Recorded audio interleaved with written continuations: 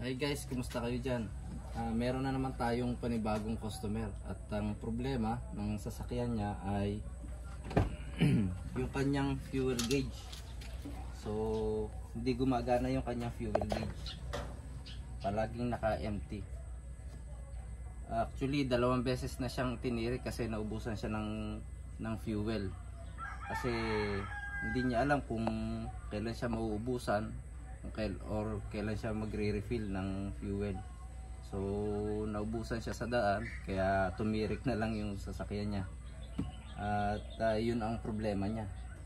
So ito po ay Toyota Innova 2005 model, year model. Okay? At sadly yung fuel tank niya, yung fuel pump niya, which is andito yung fuel sending unit. Ito yung kanyang fuel sending unit. Wala tayong access dito sa loob, ng sasakyan. So kailangan nating ibaba itong fuel tank mismo. Hindi katulad ng ibang sasakyan, merong access hole doon sa loob. So hindi na kailangan ibaba yung fuel tank. But dito po sa Toyota Innova 2005 model ay kailangan mo talagang ibaba yung tangke para ma-access mo itong kanyang fuel pump kasama na yung fuel sending unit. At ito na nga, naibaba ko na yung fuel tank. Na check ko may fuel naman. Ito. Yan, pakita natin. May fuel. Yan. Kaso empty pa rin. Ayun yung fuel niya, oh. Yan. Oh, medyo konti lang, pero dapat pumapalo kasi yung needle ng fuel gauge niya. So kinuhanan ko ng, syempre, ang unang step guys, para ma-check nyo yung fuel sending unit, of course kukuhanan mo ng voltahe, ng voltage drop dito. So syempre kung ito yung black, ito syempre yung negative, at ito naman yung positive, yung kulay red. So yan, nakakabit siya na ganyan. Tinanggal ko na kasi nag-inspect na ako. So ayan, meron naman ako nakuhang voltahe. So 12 volts.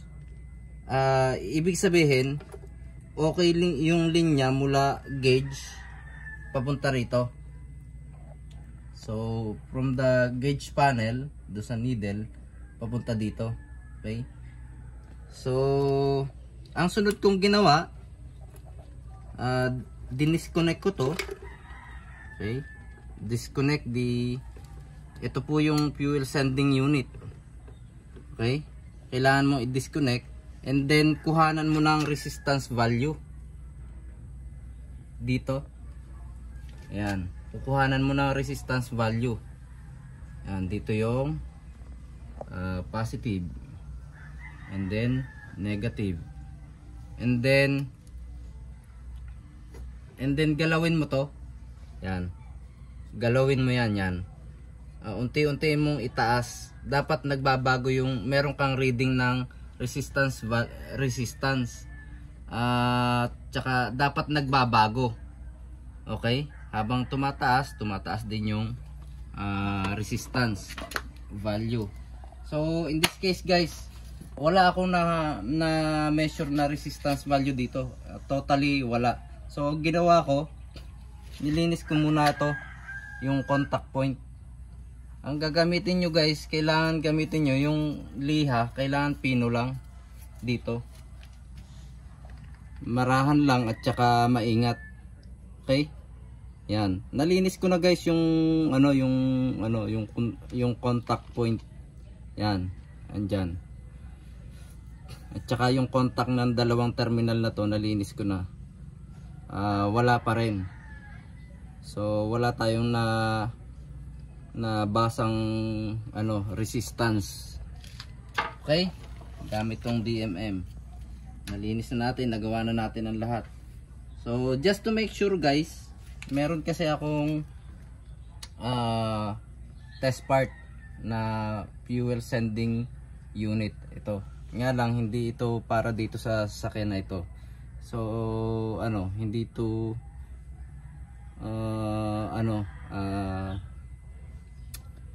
hindi siya fit dito sa housing.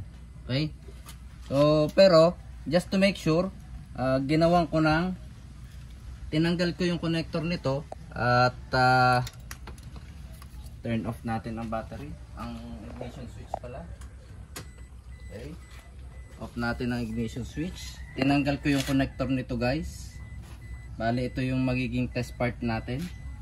Kumpirmado na wala tayong reading na nakuha dito. Walang resistance value tayong nakuha dyan.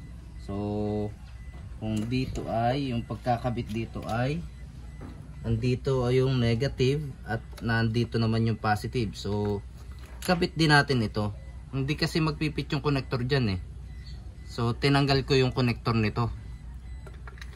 So negative muna dito.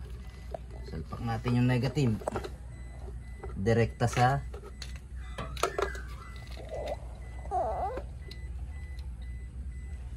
yan.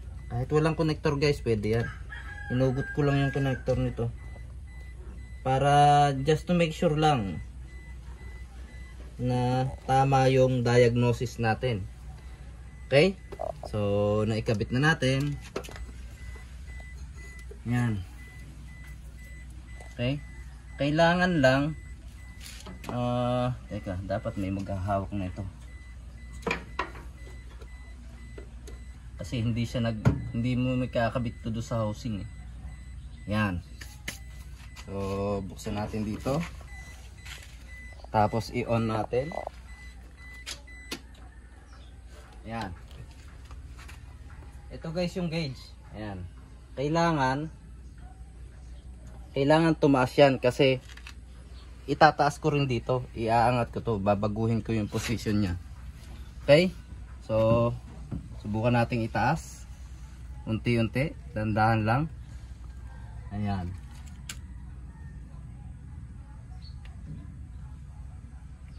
ayun, unti-unti nang tumataas do sa gauge. Kung mapapansin nyo, ayun, ayan na, ayan, tumataas pa, pataas ng pataas. Ayan, okay, ayun, tumataas pa rin, tuloy-tuloy lang yung pagtaas nya. Ayan, so kumpirmado guys na sira ang fuel sending unit nito. Okay, okay, dahil sa magkaiba sila, yan oh, hindi papasok to dun sa ano, mas malaki to eh. Ang gagawin natin, siguro kukunin ko yung chip dito, lilipat ko dito kasi yung chip lang naman ang sira dyan eh. Yung connector at saka yung float, kung mapapansin nyo guys, kahit yung float malaking pagkakaiba. Yung connector at saka float at saka yung mounting nya yun pa rin ang gagamitin natin. Yung chip lang nito ang kukunin ko at ililipat ko dito. For sure gagana na yan kasi ito lang naman ang sira dyan eh. Yung ano, dito siya kumukuha ng reading, dito siya kumukuha ng resistance value. Yan, resistance reading dyan. Okay, so yun lang guys, at least na-share ko sa inyo itong ano, itong isa sa problema ng fuel gauge.